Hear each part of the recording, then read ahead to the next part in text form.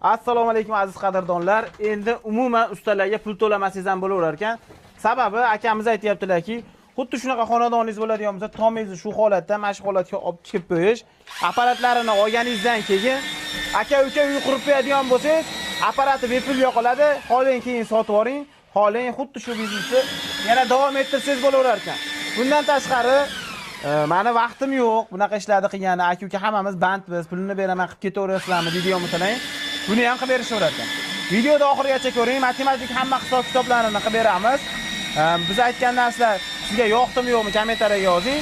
Ustakamizdan to'liq ma'lumot olamiz. Bitta like bosa, obuna bo'lish esdan chiqmasin. Assalomu alaykum. Aka, kimsiz? Sog'lik. Aka rostdan ham beshonxona uy qurgan bo'lsa, aka-uka xuddi shu apparatlarni olib, o'zi ustaga bir so'm pul bermasdan hammasini quygandan keyin mana shu bepul yoqiladimi? Albatta.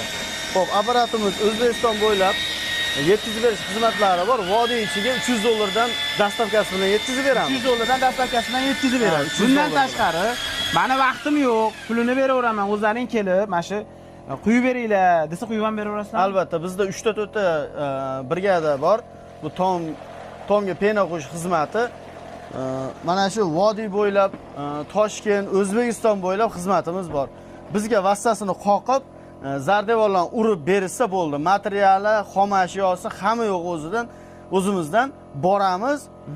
Suv bilan to'k bersa bo'ldi. Qolganini hammasini qilib beramiz. Hamma yo'q o'zingizdan bo'ladi. Ichida bo'ladi, albatta. Xo'p, aka, bu hozirgi kunda tomga har xil narsa chiqib ketgan. Aha. Pena beton bor, bu gipsalon bo'lsa, albatta. Gipsalon bor, polistrolon bor, loy bosish bor. Buni o'ziga xos xususiyati, afzallik tomonlari nimada? Odamlar nimaga buni qildirish kerak? Xo'p, endi buni afzallik taraflaridan biri yozda salqin, qishda issiqligi. Ham uni hisobiga bu yengil. Bu misol uchun biz 35 ming so'mga 5 sm dan 7 sm ga tom tekis bo'lmaydi. Vassalardan qoqib berishgan bo'lsa, misol uchun 5 sm, 7 sm gacha bo'ladi 35 ming so'mligining ichida. Endi 45 ming so'mligi bor, 65 ming, 75 ming bo'laveradi. Har bir kvadratga 11 kilodan yuk tushadi. 11 kilodan yuk tushadi. 11 kilodan. Yengilligini hisobiga mana bunday to'sinlarni tashlash shart emas. To'sinlar tashlash shart bo'lsa. Albatta. Xo'p, aka, hozirgi kunda ijtimoiy tarmoqda har xil videolar bor. Kimdir yoqtiradi, kimdir yomonlaydi, yaxshilaydi. Xo'p, aka, masalan, sizni chaqirdi, uyda egasi. Qanaqa sifat talab qilish kerak sizdan?